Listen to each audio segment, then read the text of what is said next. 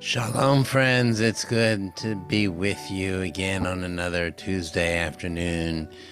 And of course, for those of you who are streaming us on YouTube or on Spotify or on Apple Podcasts, it may be Wednesday, it may be Thursday, it may be Friday, or even Shabbat.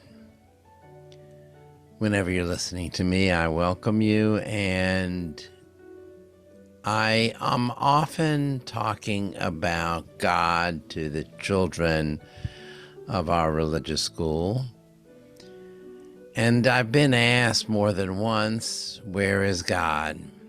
And I have to be careful with that answer, because to say God is everywhere can sometimes be a scary thought to a young child who is not so sure of where or how it feels to be alone and in the dark, and knowing that God is around the corner is a scary idea.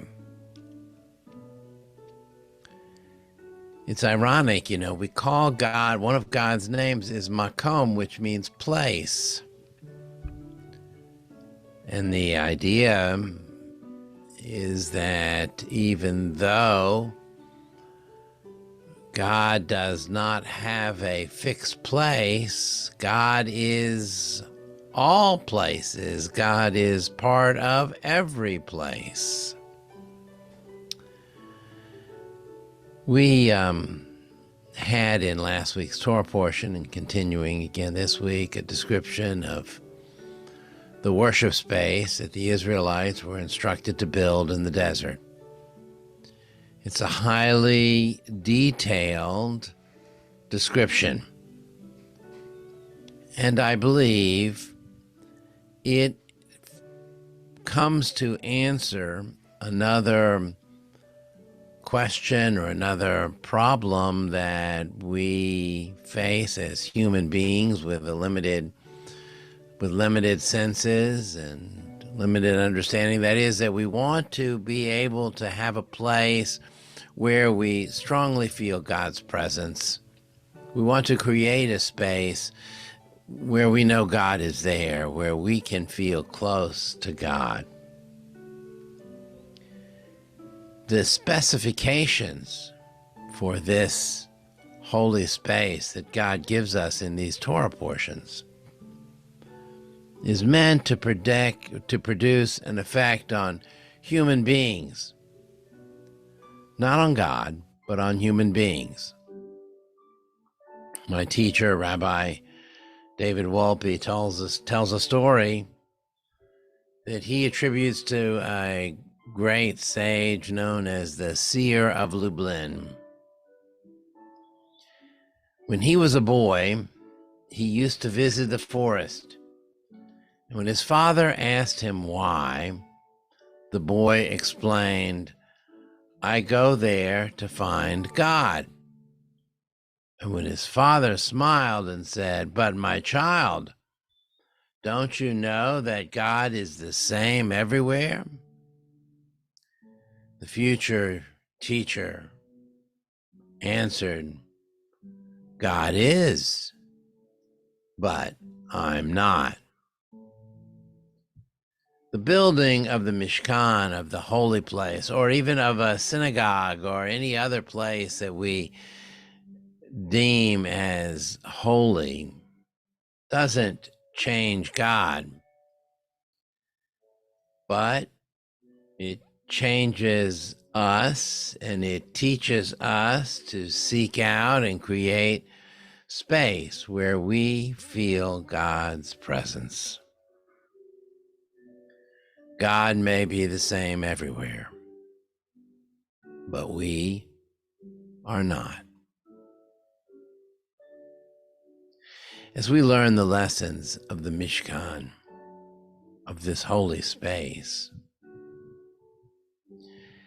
it helps us to understand that we can immerse ourselves into a special feeling, a spiritual feeling,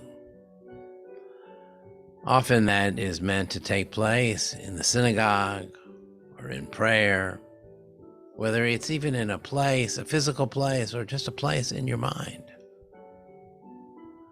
Inserting ourselves in that place can bring calm, can bring peace, can bring understanding of a higher consciousness that some will call God. We're going to continue with the Mourner's Kaddish now. For those who'd like to join me, Yitgadal v'Yitgadash Shemei Rabbah. B'alma divra kirutei v'yamlich malchutei. B'chayechon v'yomechon v'chayei dechol Beit Yisrael. Ba'agala v'izman kariv v'imru amen. Yehei Shmei Rabbah mevarach le'olam le'amei amaya. Yitbarach v'yishtabach v'yitpoar v'yitromam v'yitnaseh. V'yitadar v'yitaleh v'yitalal Shemei Dekudisha barichu. V'yela min kol birchata v'shirata. Tushbechata v'nechamata damiran b'alma v'imru amen. Yehei Shlomo Rabbah min Shemaya. V'chaim aleinu v'al kol Yisrael v'imru amen.